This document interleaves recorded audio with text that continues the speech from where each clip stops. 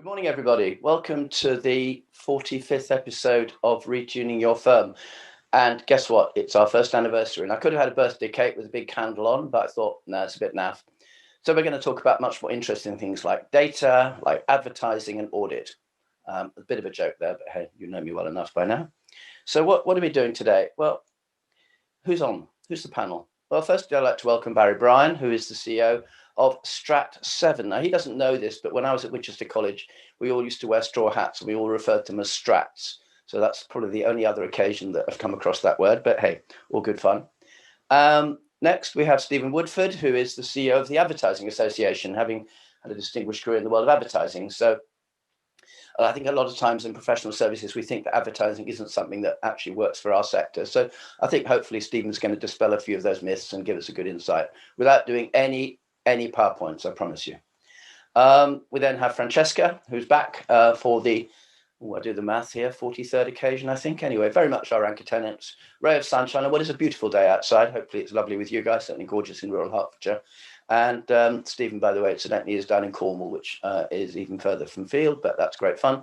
And Jeremy, welcome back, Jeremy, from obviously Hayes McIntyre, the managing partner. Been an interesting week for the audit profession with the massive 232-page report coming up from government, white paper. And we're going to be doing the poll today on some of the issues that are raised by government in that paper, which I think could be quite interesting too. And yours truly, Richard Chaplin, obviously the founder and chief executive of the Managing Partners Forum. So that's today's panel. And it's interesting because it all started, I hope if you can see this, it's quite small, but it all started with an email from me on the 17th of March, 2020. And this was the subject line. It said, announcing a free 1-hour webinar every Friday at 9 a.m. UK time for the leadership team at professional services firms worldwide to share management and business challenges resulting from the virus with their peers.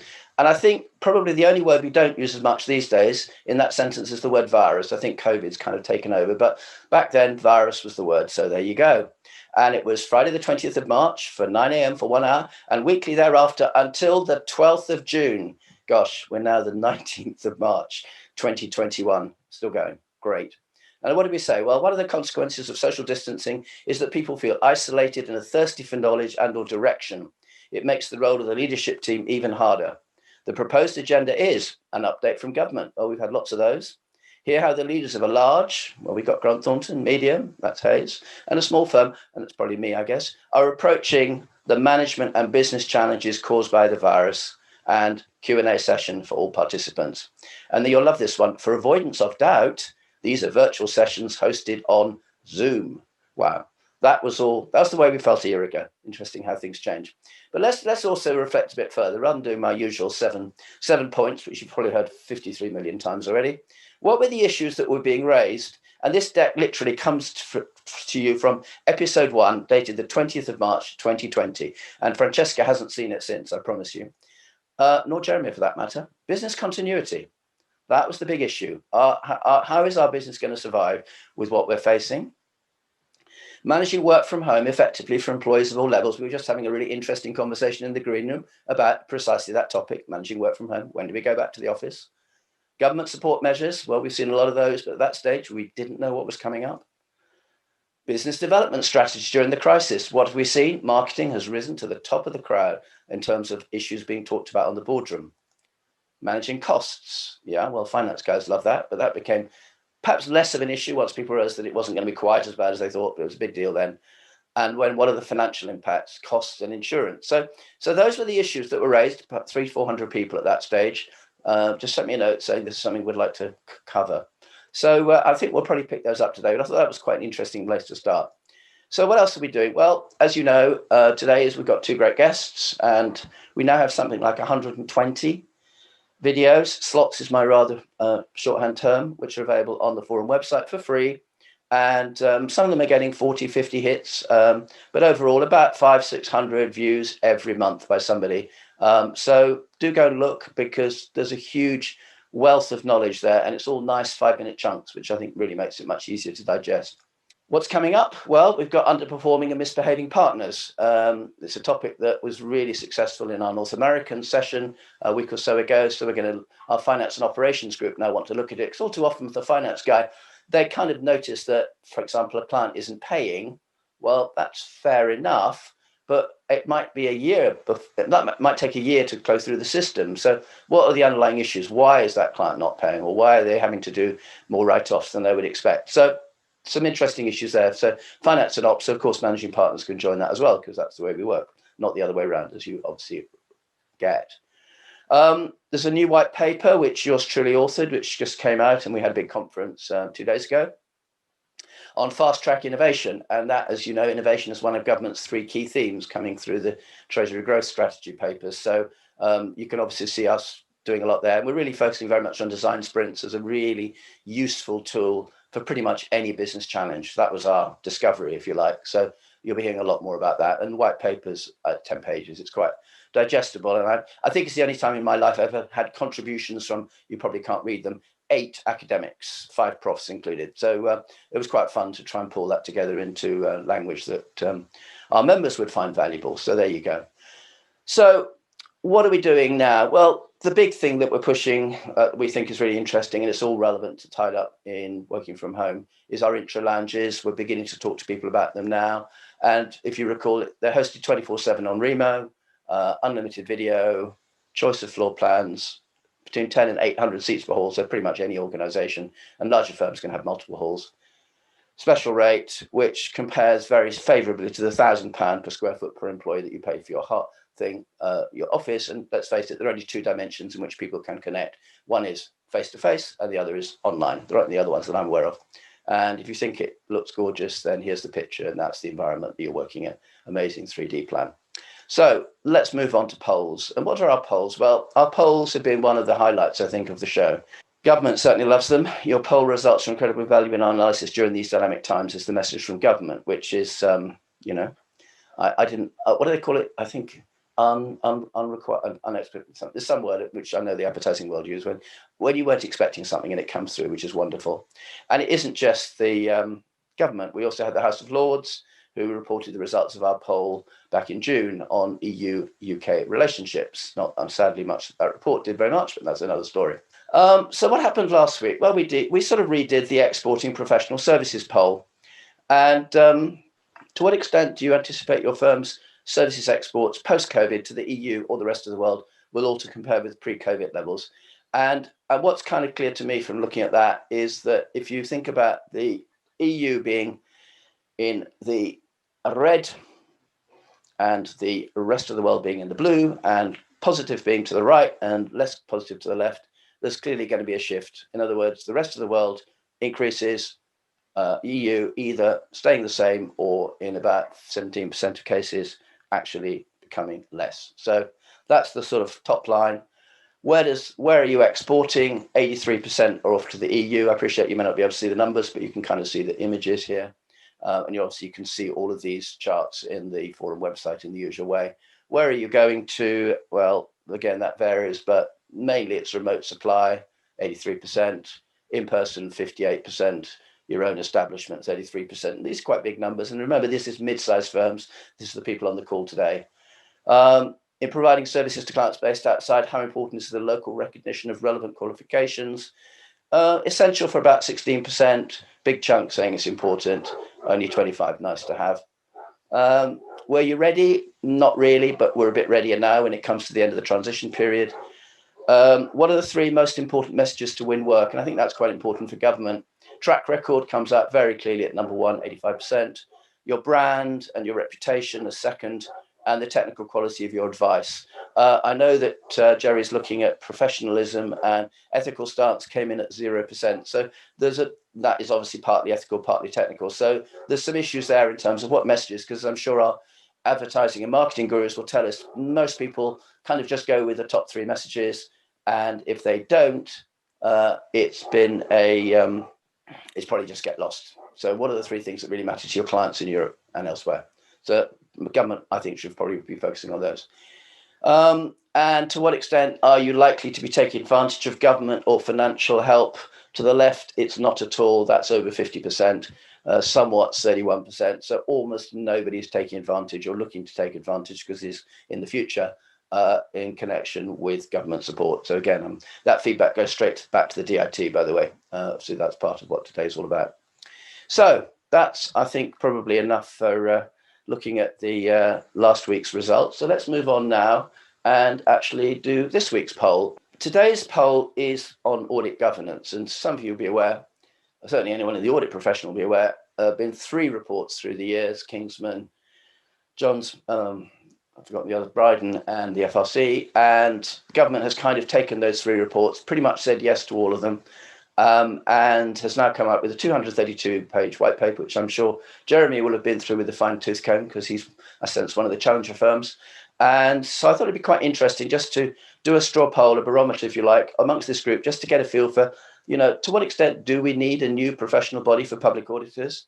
Government, as you may have read, is proposing a new distinct professional body for all auditors, and 58% of you agree and 11% strongly agree. So I think 70% are going along with the government on that one. That's the first question.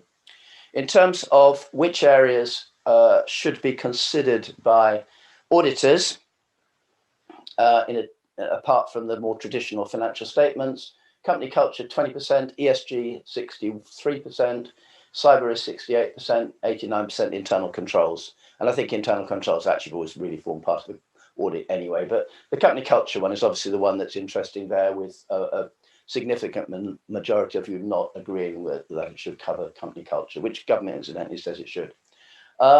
To what extent do you agree that auditors' concerns about their exposure to litigation constrains audit innovation? And I think both our auditors on the call today may have views on that one, but the answer there is north of about 80% of you think that it does constrain them in terms of new ways of doing auditing and the rest. So that's quite interesting. How about managed share audits? Will they open up the audit market? 53% agree, 26% on the middle, 20% disagree. As it wasn't the primary recommendation of Kingsman, if you recall. He was actually looking at joint several, but there are a lot of insurance issues associated with that. So I think that's why the government is preferring the managed share. But again, I'm sure Jeremy and Francesca will have views on that. To what sort of level of proportion of shared audit might a challenger firm expect? And 20% is kind of obviously what comes through. I think government sort of said 30% would look great, 5% wouldn't feel very good. So again, I think you're pretty much in line with government thinking on that one. To what extent do you agree that there is a case for strengthening the internal control framework? 80% who agree with that. So that's tick that box. And then we've got a series of statements, and I won't go through all of them because there really isn't time. You've obviously completed them, but just to kind of pick out which is the one that is most popular is the one about more information should be provided to shareholders on the departure of an auditor. Often that kind of isn't something, we've seen it with a number of situations. In terms of the most popular about regulator power statements, the code of ethics, which at the moment, if you recall, is applied voluntarily through professional bodies. That should now become a regulated area. I think also just looking at some of the ones, what are below 20%, the 16% required to provide annual reports on partner remuneration. That's coming. Forced to implement split profit pools, that probably isn't coming. So there's a number of ones here I put in which the government isn't thinking of doing, a number of which they are. So again, when you get the findings, you'll be able to look at those in a bit more depth. In terms of the second tranche, regulators should have the power to appoint auditors in specific limited circumstances. Government isn't going down that route according to the white paper, but again, that was one of the recommendations, if you recall, from the earlier report. And in terms of companies, large private companies should be included within the PIE definition. I think that's something that most people kind of have recognised. And they should also be required to provide an annual audit and assurance statement. Interestingly, the one we looked at was whether they should be publish an annual public interest statement. That's 37%. That's a bit like Sarbox. Again, government hasn't gone for that far, but is holding powers in reserve for that. So I'll stop sharing there, and I will invite our panel, and obviously starting off with Barrie, to come and share his thoughts for today. Welcome. So just a short background on Strat 7. We are a marketing customer analytics consultancy working with clients, helping bring together their data, insight and marketing and customer engagement strategy. We launched a company 2 years ago, so we've actually been in sort of the pandemic environment longer than we haven't, which has been an interesting time for us to start a new company. But 2 years on, we're close to 200 people, about 20 million in revenue, working with some of the biggest brands in the world, from the likes of HSBC, IKEA, Facebook, Google, etc. We launched the company because we saw a massive continued acceleration in the change and disruption that technology is bringing, and customers holding more and more power than ever before. Customers having greater expectations, greater empowerment, greater choice, greater influence, and now greater social awareness as well. And that disruption is not defined or one particular industry. It's across all the different industries, whether it's travel, technology, entertainment. And interestingly, there was a quote from the chief exec of Microsoft in April of 2020, so right at the beginning of the pandemic, and saying that in the last 2 months, there's been greater change than in the last 20 years. And I'll be interested to see how much that has continued to accelerate over the last 12 months. So we are helping clients getting much closer to their customers, whether that's through their innovation plans on new products, new services, understanding customers' changing needs. And that's been especially demanded from us over the last 12 months. What are the changing customer needs during this pandemic and then going forward? And also how you're attracting and retaining more profitable customers and the customer life cycle of future consumers or future customers as well as the existing customers. This week, interestingly, there's been the MRS, the Market Research Society, have held their annual conference. It's been a 3-day conference, and their conference title was all around transformation to recovery. And we talked to, we were sponsor and speaker at that conference that's finishing today, and we talked about 2 areas of the accelerated change that's happening, as I've just talked about, but also one of the economists from, I think, from the Bank of England has come up recently with £100 billion worth of savings caused by the pandemic. So they're calling it the accidental saver. And a lot of brands that we're working with are figuring out how they can get their fair share, if not increased share, of that £100 billion of savings. So talking to clients of how they're fast tracking their customer centricity, how they're using their data and technology platforms, and how they're innovating faster to take advantage of that. So how you get closer to your customers through online communities, how you're really looking for those grains of intelligence from the data, the first-party data that customers are collecting on their customers, and also around the sort of the customer, the markets, the trends, the cultural trends that are happening. So again, working with a lot of big brands on what's the future of whether it's non-alcoholic beer, whether it's of travel, whether it's working from home, and how brands are going to relate and adjust their customer-centric plans to that. And another important area is around segmentation, segmenting the market, seeing what the opportunities are, and applying that segmentation to big, large databases. So it's a real mix of different ways of how you're helping clients collect more data, enrich it, how you're using technology, whether it's AI, machine learning, or NLP, to really understand and analyze that data. But most importantly, it really is about how you're turning that insight into actionable strategy. So that's just a brief overview of Strat 7. As I said, working with some of the biggest brands in the world, from Sydney to London to New York.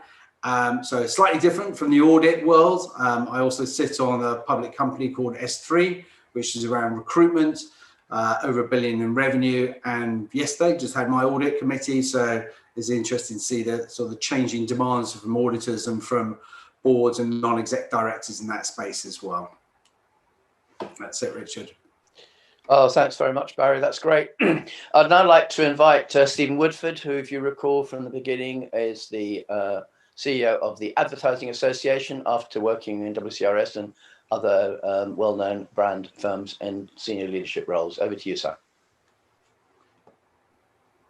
Thank you very much, Richard. Good morning, everybody. A pleasure to be here. And I'm just going to talk a few minutes about the role of advertising for professional services firms. And it's, I think, probably not a fraught and unhappy subject, I would say, because professional services firms, even when the rules are relatively liberal now, are extraordinarily resistant to using, if you like, the power of advertising and their brand.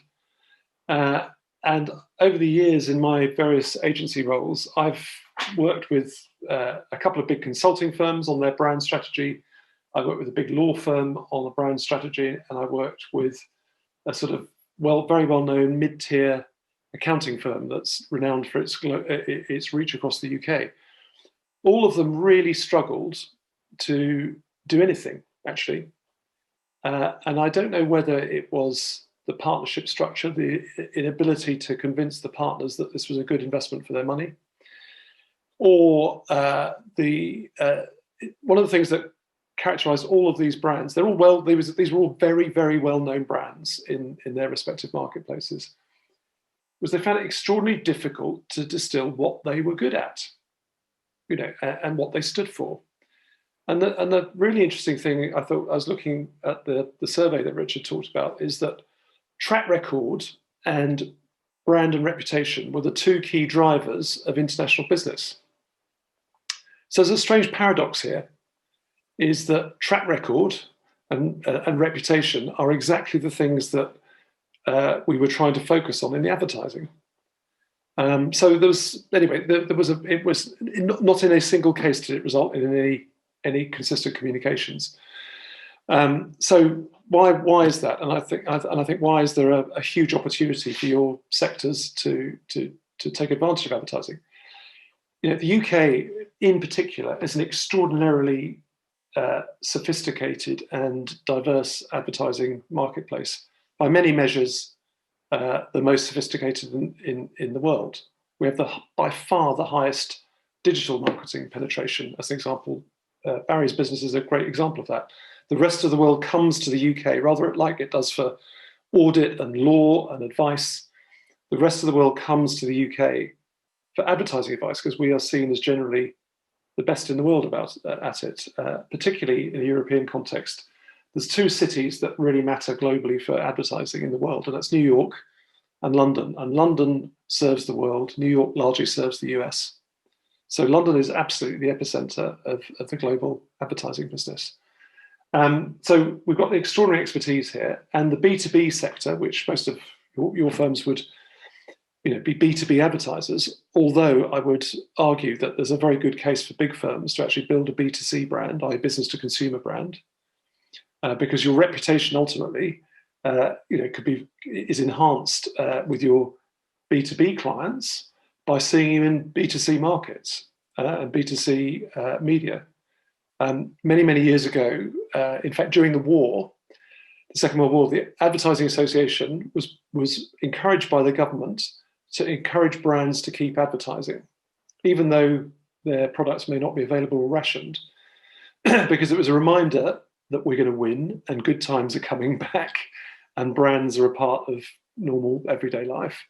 But also it's a reminder of quality. Keep reminding people about the quality of what you do. And of course, when you think about what is a brand is a promise of quality. A brand is a set of values. When you say, a well-known, let's say, accounting firm's name, a prospective customer has a set of values in their mind. Now, do you work yourselves as a firm, obviously, in your interactions with that customer, and all the people that they influence to build that reputation? Of course you do. Every day is a way. Every day and every action is a way of building that brand. But advertising is a way of building that at scale, at speed, and in a way that you completely control. If you rely on PR or word of mouth, which often when talking to those firms, they say, well, we rely on PR. Well, PR in effect is asking somebody else to tell your message for you. Not to say that's not a useful tactic, it certainly is, and there's often a lot of authority from the third-party endorsement. So it's a very useful strategy. But why would you not also directly influence what you want people to think about you by advertising? There's a plethora of good media. Each one of the sectors that your firms operate in will have very, very good trade media. There's a plethora of digital channels. And Barrie's business is built on people who are building relationships with customers directly. The two biggest advertisers in the world are still big packaged goods firms, so Unilever and Procter & Gamble. Both of them, in their different ways, say the future is mass one-to-one. So it's using the technology to build brands at scale on a highly personalized basis. Now they're reaching literally billions of consumers around the world, and if they can do it around things like soap powders and toothpastes and shampoos and all these other very everyday products, with highly sophisticated, very, very expensive, and very, very important products like the products that your firm sell, surely you should be able to do it. And so I would say, a challenge from the ad industry is, use it, because it's an enormous asset. Pretty much every other sector uses it, and particularly in the UK, we are a very consumer-driven sector, so the advertising market is very, very important. But in a sense, advertising only exists to help firms compete and innovate and win business. Firms in sophisticated markets and highly developed markets actually have to advertise, otherwise they lose share against more aggressive competitors. But advertising drives down prices, increases competition, and it drives innovation. And clearly, the firms that advertise more heavily, there's a great rule of thumb that if your market share is 10%, and your share of voice, i.e. your share of advertising, is 12%, you will grow. All things being equal, you will grow. If your market share is 10% and your share of voice is 8%, you will shrink.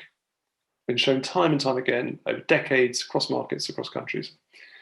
Now, the interesting thing about professional services firms is because it would take very little investment to have quite a high share of voice. You might have 10% market share, and even just by spending money in a consistent way and building your brand and doing the things that you might do, you could get a very high share of voice.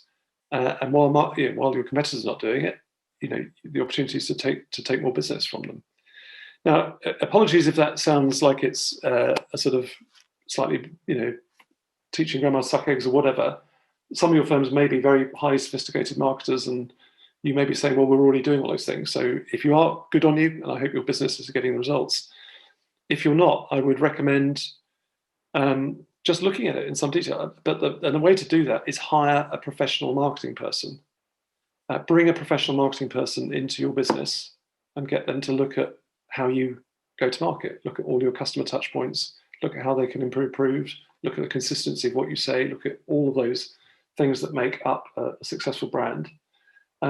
It's fair to say there's not a happy record of experienced marketing people moving into professional services firms, because the culture does seem to reject them. But there are some notable successes.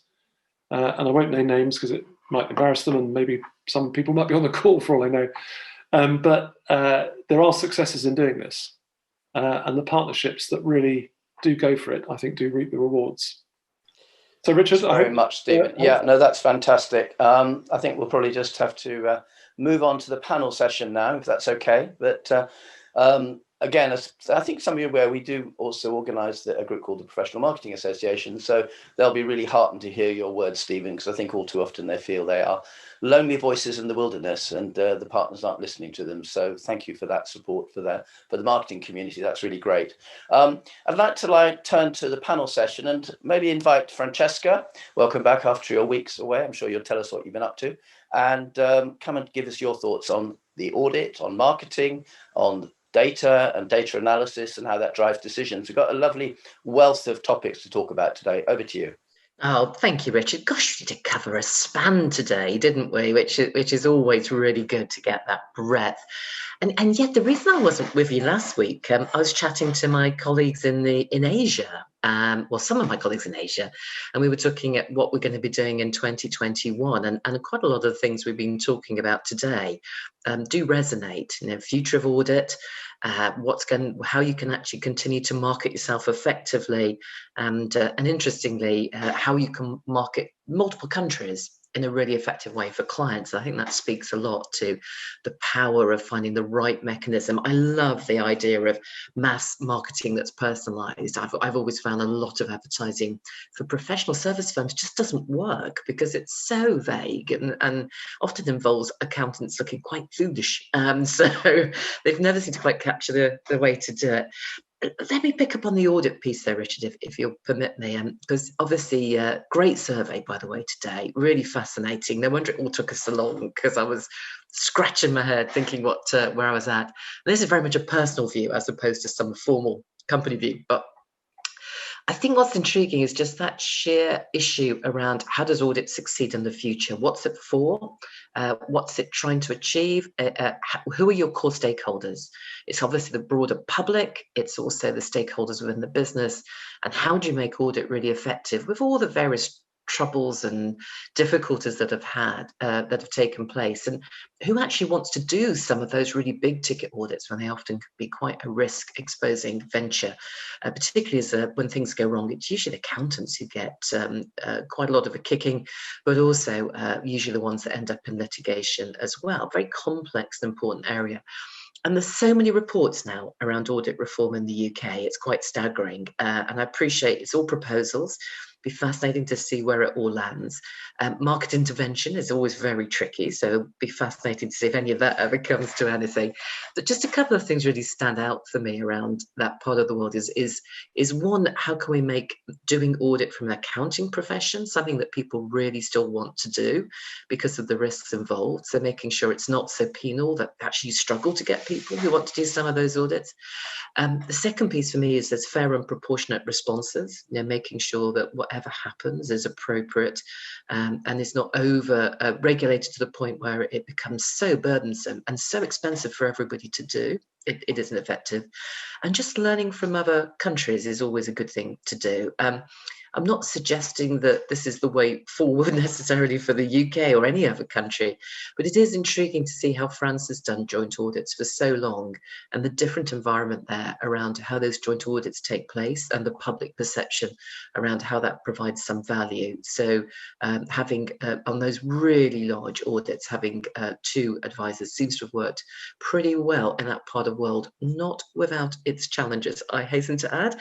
But there is a lot to learn, and it's always good to learn from what's working and not working around the world, as opposed to being too parochial about any of these issues. So that's probably all I'll say just for the moment, Richard, but I'll be happy to come in later on as well. Fantastic. Jeremy, as the leader of what I think we're now going to start calling challenger firms, assuming that the government white paper and with an 80 majority, I think anything they want to do, pretty much they can, as we know. What's your take on and within your firm towards the white paper and indeed any of the other matters that we've been talking about this morning? Thank you, Richard, and good morning, everyone, and happy first anniversary. It seems, in some respects, it seems to have gone very quickly. In other respects, it seems a lifetime. It's interesting. I was looking at my note this morning that I presented to our whole firm on the 26th of March last year, and there were some headings in there that were still top of the agenda today. So, staff well-being, home working challenges, all those points are really relevant. Office closures, of course, now we're into the office reopening and that piece.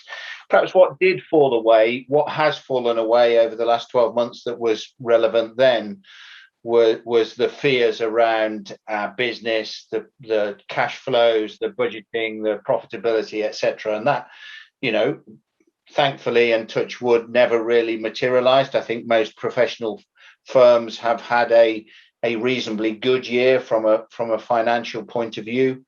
So that aspect, which was a worry at the time, and certainly talk of redundancies and furlough and all that sort of thing was very relevant at that time. And unfortunately, I think, as I say, for most professional services, that has fallen away. But it's as I say, it's in many respects a long time. In many respects, it's gone very, very quickly.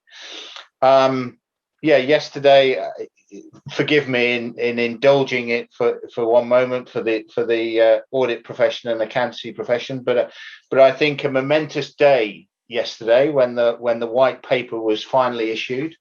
I've said for some time that I think we are going to see changes over the next 2 or 3 years in the audit profession that are far bigger than I have seen in my lifetime as an auditor. I think we are going to see some really significant changes and challenges.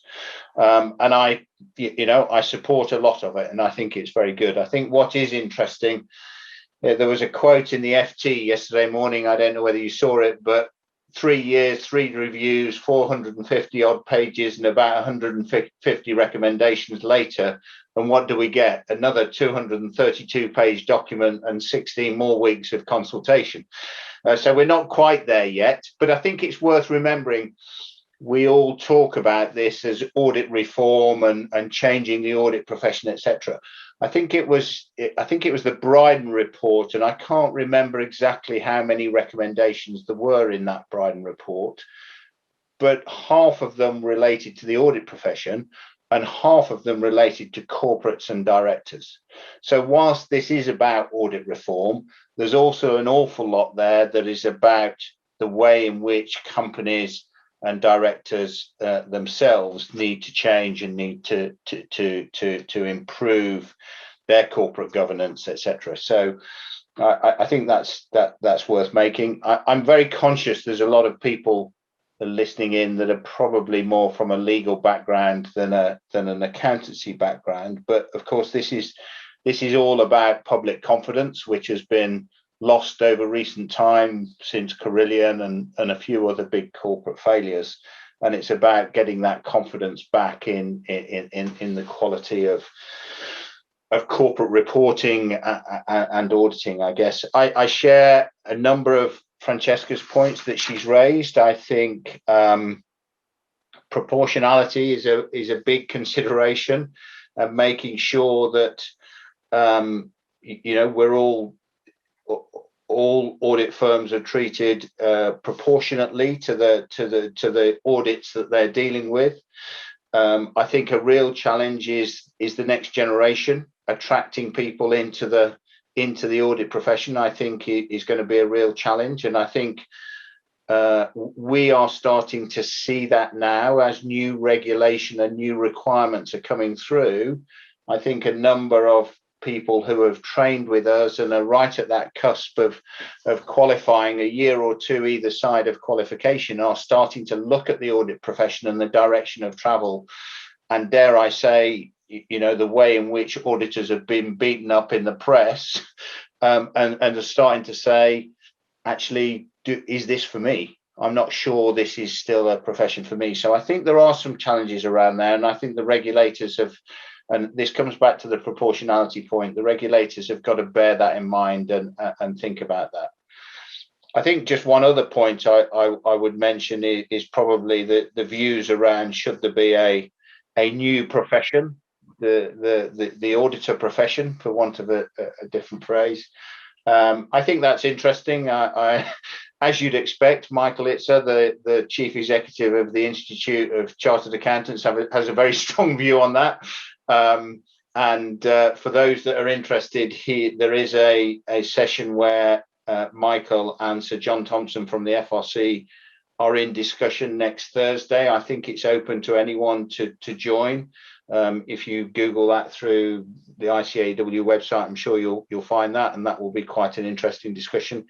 I'm not sure a new profession is required, but I certainly think that there might be a more developed strand within the ICAEW qualification that looks at auditing, because the skills of an auditor today, I think, are much broader. The requirements of an auditor are much broader today than they were 5, 10, 20 years ago. And whether that's because of IT, cybersecurity, or all those sort of areas are skills that an auditor requires that is perhaps not covered in sufficient detail through the current ICAEW qualification. So personally, I don't think I would have a new profession, but I would probably enhance the qualification with an audit strand within the current one. I think I'll stop there, Richard. That was really helpful, and Jeremy, we haven't had that. It was a really nice, long, thoughtful contribution there. So thank you very much for that. And as you say, when government's got an 80 majority, they can kind of do what they like. So I can see the lobbyists being hard at work over the next few months, and I'm sure the poll that I've done will make a modest contribution to that as well. So that's good.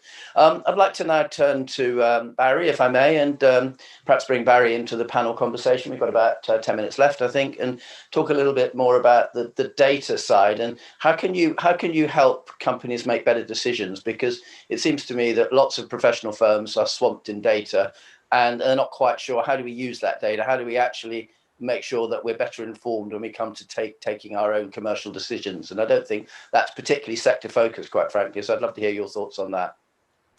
I think an interesting area is what Stephen was touching on, is how you looking at how you sort of grow your services and grow your client base.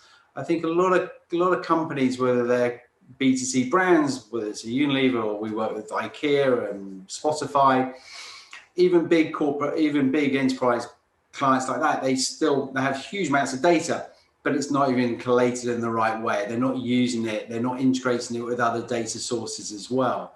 So I would look for professional service firms of how they can grow their client database and how they can continue to interact with those clients and those changing client needs, whether you're a professional service or not.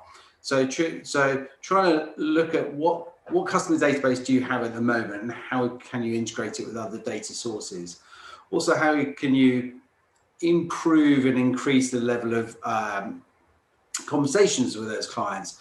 I mean, as a non-exec director of S3, I won't say who our auditors are, it's public knowledge, but you know, I really don't hear from them at all in between our annual audits. You know, there has to be and can be a lot more communication between that firm and myself, because I'm non-exec and chair other companies as well. So I still think you could use your data to grow the client base that you have. So almost, as Stephen said, acting like a B2C firm, not just a B2B professional services firm.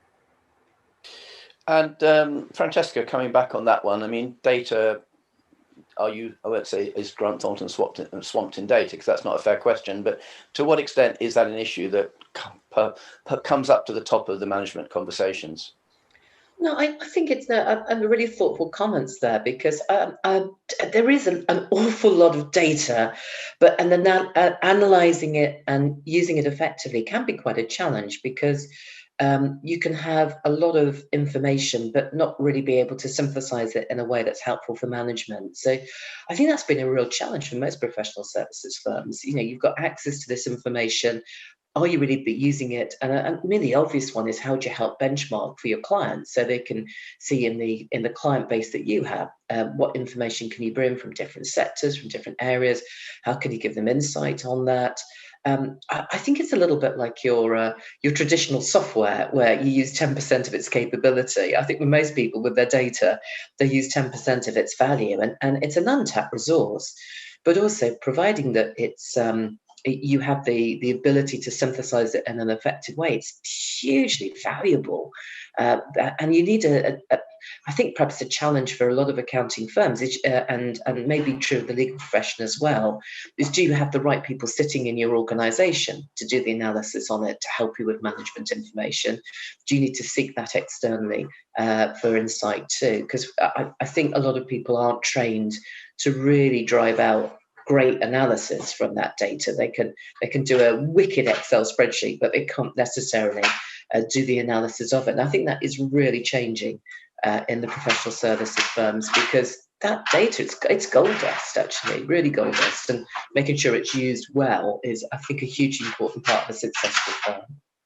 And perhaps can bring Stephen in here now, staying with data for a minute, which I would imagine is very important in informing brand conversations, in identifying areas of competitive advantage, and actually going back to the idea of one-to-one, I think it was mentioned, sort of communication. Well, data absolutely is at the heart of anything like that. So where does data fit in, compared possibly with the more traditional advertising world that obviously you are equally familiar with, and how is that changing life? Well, I think I would say data and digital is changing everything in our industry. But unlike any other previous media, I mean, you'd say, as an example, the last big really significant change in the advertising and media market was the launch of commercial television 60 odd years ago, 50 years ago. And that had a transformational effect. It allowed brands to grow, it allowed brands to go international and so on. So it had a massive impact on all the industries that advertising serves. The difference now around data and digital is it's just not a media revolution. It's not just a revolution in the way that businesses reach their customers. It goes right the way up the business. So I look at and Barrie will be very familiar with this in terms of the clients he's working with. If you look at the way big firms, whether they're service providers or manufacturing firms or retailers, this is changing how every single aspect of how they do business. It changes the way from how they manage their supply chain to the way that they deal with their customers. So it's a media revolution, but it's a revolution all the way up into a business. And this is why it's such a profound change. And of course, what the pandemic has done is been, I've heard various pundits say it's between 6 and 10 years acceleration in e-commerce, on the trends of e-commerce. And there is a reason why the UK spends a higher proportion of GDP on digital marketing than any other country, because we are a nation. We've always been a nation of shopkeepers. We're a nation of online shoppers. And we are incredibly adept and positive about online shopping. If you look at UK markets for digital, online retail and so on, we tend to be bigger as a single country than the next 2 or 3 European markets put together. So way ahead of continental Europe. And actually when you look at the per capita comparisons, ahead of both China and the US. So we're an extraordinarily advanced digital market in the UK, which is why a lot of global firms often use the UK, because it's big scale and very digital, to really develop these sort of strategies. But I think Francesca made a fantastic point there about every firm, whatever business they're in, has got more data than it uses. And I think 10% is probably an optimistic assumption about how much is really being used.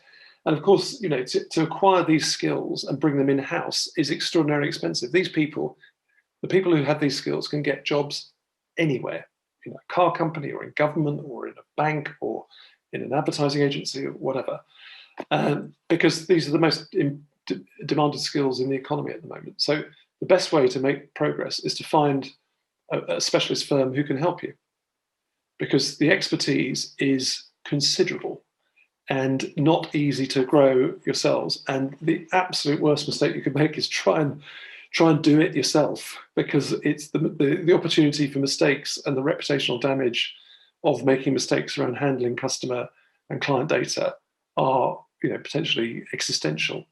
So professional, there's lots and lots of very good advisory firms around this space, and it takes it takes investment. You can't go from standing start to suddenly being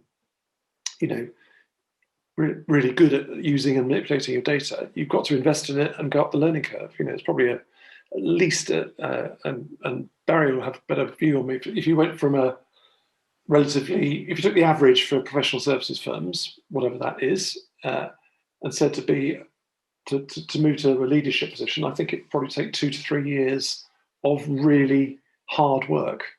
But the rewards of getting there, and of course the competitive advantage there, because when you're there and others haven't started that journey, they can't jump to where you are. They've got to do 2 to 3 years of hard graft to get up that learning curve. So I think, unfortunately, Stephen, we're going to have to. We've come up to that magic 10 o'clock. Apologies if I went on too long. No problem at all. It's great to have you on the show and hear your fantastic thoughts. I'd like to thank our panel today. I'd like to thank Barrie for his analysis of telling us about his new firm, start up in 2 years, 20 million. I think very few professional firms can compete with that. So congratulations, and I'm sure it's going to continue to thrive, because obviously you're absolutely in a hot spot. I'd like to thank Stephen for his not just defense of advertising, but pointing out how actually advertising is really critical when you've got 2 of the most important issues with clients around track record and brand. Really, this is a really good way to actually focus on that point. I'd like to thank Jeremy for his very insightful comments on audit, and I think we're definitely going to be watching the space on that one. And as always, Francesca, welcome back, and thank you for reminding us that ultimately it's all about people. And if you don't have the right people, then life gets really, really tough. So I'd like to finish by saying, hope you found today valuable. As always, please encourage your peers to book for future episodes. And looking into next week, well, we've got some interesting ones. We've got Francesca again, which is great. We've got Duncan Cully, who is an expert in negotiation skills. Helen Blake talking about transformation. And the lovely Sarah Hatton, our doctor from up in Leeds area, who's going to come and talk to her about another aspect of health. So another exciting episode back next Friday. Look forward to it when we are the first new episode in our new year. Bye for now.